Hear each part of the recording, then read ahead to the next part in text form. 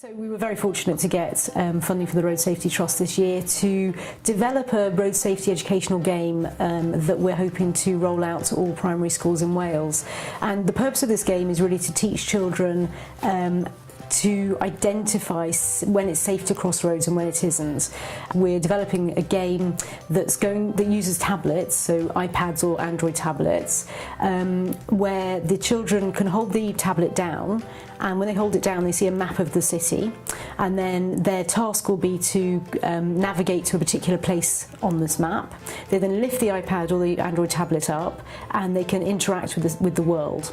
So it's kind of like a bit like a magic portal, and then they can walk or run through the city by pressing buttons on the screen. They'll get points based on safety of getting themselves to the school.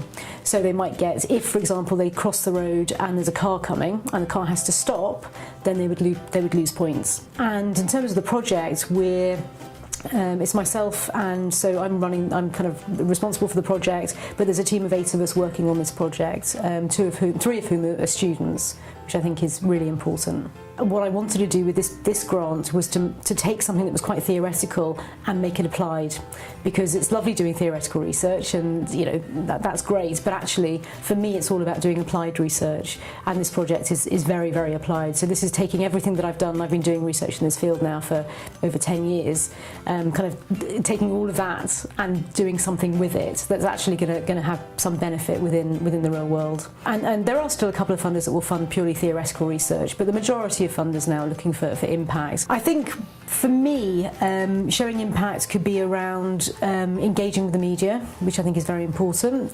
So this project is going to be evaluated on several levels. First, the project team will get together and we will evaluate how we've worked together as a team, what lessons we can learn should we ever work again together. So that's the first kind of evaluation. It's kind of an internal team evaluation. The second evaluation, and probably the most important, will be the children that will be using this game.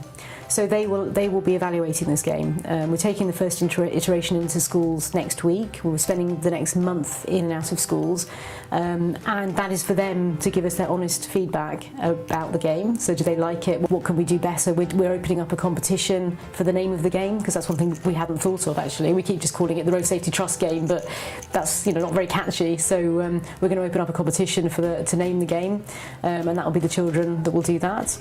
And then at the end, once it's finished, so once they've actually had the game in schools, we're going back into schools to ask them, now you've had a go, what do you think? And is there anything that did it break, did it, etc. So they are probably the most important, because they are ultimately the group that we want to be using the game, and we want to engage, we want them to engage in it. And we also have set up a blog, a developer's blog, which was actually one of the computing students' ideas. I think it was a brilliant idea, and it's basically because the technology that we're developing is never been done before. So we've no one has ever developed a kind of magic portal. This idea that you can turn a tablet and look through that window, if you like. No one's ever done that before. So in that sense, it's kind of groundbreaking in the technology component. So we felt that actually a developer blog, which is a very honest reflection on how we've done things from a computing perspective, and what hasn't worked and what we've had to rethink, and has been really, really useful, and a way for other people to learn from this as well, which I think is always good. So the next stage now, as I mentioned, we're going into schools starting next week to take the first iteration of the game. We are then taking the final game into schools in January. And so the team have basically got from end of November until end of January to get the game kind of final, given integrating the feedback from current pupils. In January we're going to be collecting remote data. So what we don't want to do is roll out a game that actually isn't doing what we want it to do. So we want it to be fun, we want it to be engaging, but we also want it to be quite we want pupils that are using it to learn from it, to learn about road safety. So we're collecting anonymous remote data back at the University of South Wales, so we'll be disseminating the game out to schools in January.